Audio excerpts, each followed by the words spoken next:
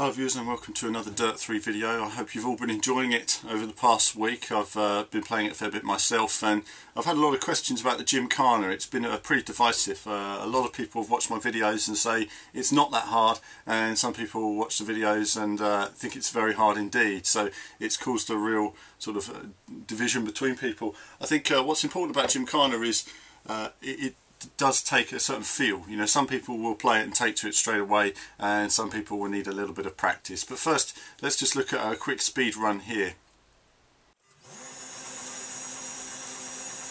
Under the digger and over the first jump here on this speed run. It's difficult to keep it straight in the air there. Of course, you look to oversteer here, turn to the inside pole. I got that completely wrong there. Little touch, but it didn't do any damage. Hard on the power now. I'm braking before these poles, getting a little handbrake. First gear to get a bit of speed, but then second gear to get real traction, and then full speed through here. Slight little lift, you could do it quicker, but I was just keeping balance in the car there, just to keep a nice little slide going, then braking early, turning in early. It's a tricky one here, you have to get that just right up the bump there, over the jump. Done. Lovely. So that was a speed run there, a lot of fun. Look forward to the more difficult speed runs later in the game. Now on to a Gymkhana again. This one we saw earlier. This is in the Ford Falcon car, and sorry, branded team car. Different handling to this car, a lot more challenging than before, but quickly into a slide. Nice, going around the pole there. Every car feels very different. Of course, they have a rep for each car in the game, and you'll find that the higher rep cars are more challenging to drive.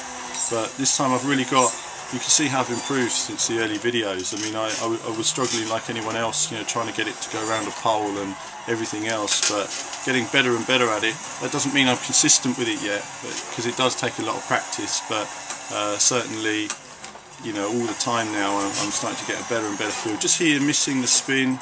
You know, I could missed it twice, leave it, go on to something else. I wasn't at the right angle when I went into the spin. I'm just trying new things. Sliding under the lorries here, always good fun. You need to oversteer, so you're steering towards the wheels essentially. You're braking towards the wheels. Coming back to this pole now, I thought I've got to do this. I need to get this event out of the way.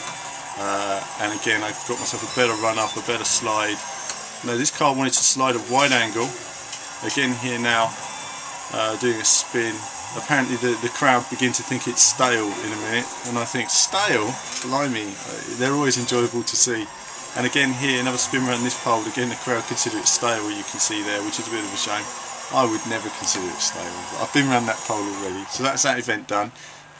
Came first in that one, which was cool. The second one actually I've done a couple of times, and I didn't film my best one, but this one sort of gives you a rough idea. Again, getting into spin straight away there. Just get some points on the board. You want to get to that 3 times multiplier as quickly as you can. And then under here, same technique as the lorries, I'm steering in towards the poles essentially. The car's not going to reach it, through the blocks, and then again round here as well. That was closer probably than I had anticipated, but like I say, gets into a spin there. You see the car is a slightly harder car to control in the spin, you know. You've really got to get it just right. So you want to brake in to slow the car, accelerate and touch the handbrake, and that gets you in. And once the car's sliding, you just have to control the under and oversteer with the steering. But remember, on a wider angle bend or sort of drift, you want to just come off the power a little bit. You know, find a level in the power where you can get into a drift. You can see I got the spin gyre move wrong there, and then came back for a spin. I go back to the spin gyre shortly after this. Here we go. So I get my points there. I come back again. I'm concerned about the wall on the side there, so I tried to steer away from it, and I steered too much, and again there I didn't want to lose the multiplier, and unfortunately this cost me all my points. If I'd just gone for blocks, I think what it shows me is that when you're on a ×3 multiplier, sometimes you can be cheap and just go for lots and lots of blocks. I might have touched the wall there, I don't know, I don't think so, and then here, going to a slide, but it's all over anyway. So not the run I'd hoped for, and then the game crashes. Boom.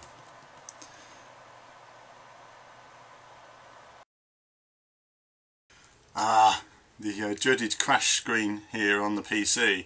I have to say, I have had, the game actually does crash for me at least 2 or 3 times in every single gaming session, which can be enormously frustrating, especially if you're doing you know, several sections together.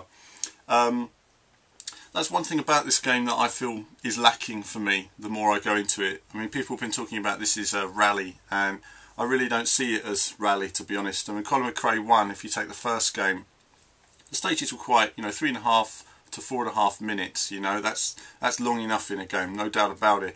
It depends on how challenging those stages are, the narrow elements, the bumpy elements, but also when you damage your car. You're in Colin McRae, if you damage your suspension, once you get to the end of that stage, you've got to fix that part and fix the other part. So by the time you get to the final stage, you're bodging together bits and pieces of your car and you're driving without half of it working properly, but still having to wring the neck of it. You don't have to do that here. So it doesn't really feel like a proper rally in that sense, and I think it's a shame that they haven't got structured rally events in this game.